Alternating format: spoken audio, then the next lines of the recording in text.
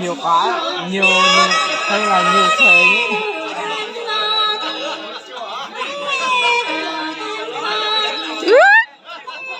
Rất xa đi hả? Thì anh không biết mà. Thì anh không biết đâu. Ban nan là anh uống rượu liên tục, nhưng mà em không uống đâu. Chúng ta còn trái dưới à? Chúng ta còn trái hay ta mình thấy à?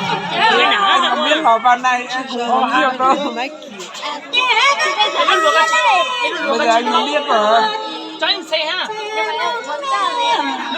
Cho anh xem. Là gì cơ? Không ngồi bên này. Nó luộc ăn chó rau rồi. Anh đây đi. Nói chuyện dân sự một tí xem là con gái em. Chiều mình đang nghĩ là dấu nước nó còn liền tao nó. Thiếu đó. Bây giờ con nhà em là chắc là không có ai đâu. Có em không?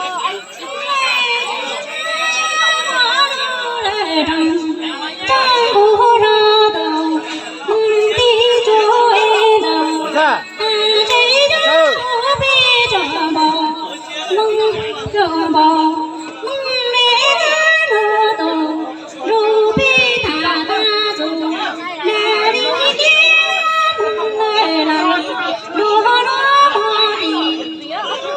Thế là nói chung là em phải cứu nhỉ?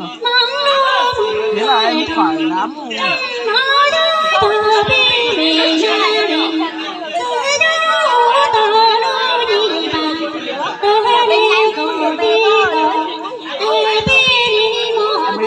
Em đi làm đâu mà không được nhỉ?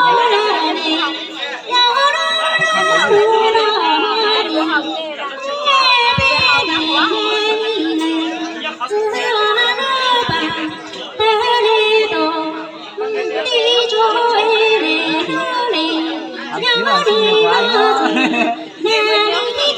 18.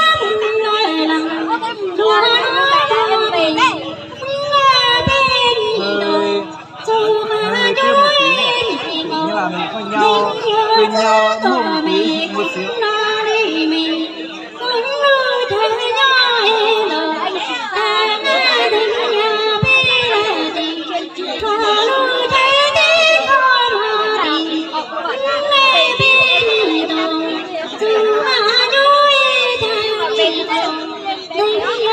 Để chắc lên đấy là tới đấy là chắc chắn là không được về nữa. Sơi. Chắc là ngủ đêm thôi, sáng mai mới về thôi. Về thì anh bắt lại chút của mình nữa.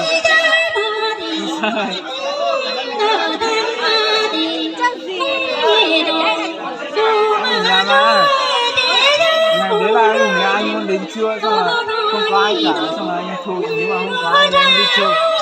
Ngày đấy là bảo là nếu mà không anh đi chơi, xong là hôm đấy anh đi ra Mai Sơn đến trưa, anh uống rượu đến trưa, xong là anh qua Mai Sơn đi chơi.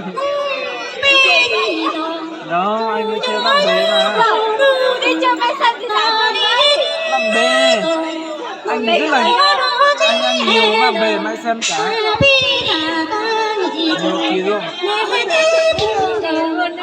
Nhiều nhưng mà ở chung một bản thôi, không phải là khác bản. Ở chung một bản.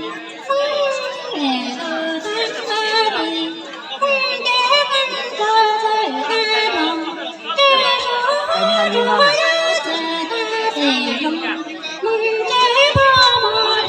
Nhìn mặt anh đi nha. Đừng thường mà.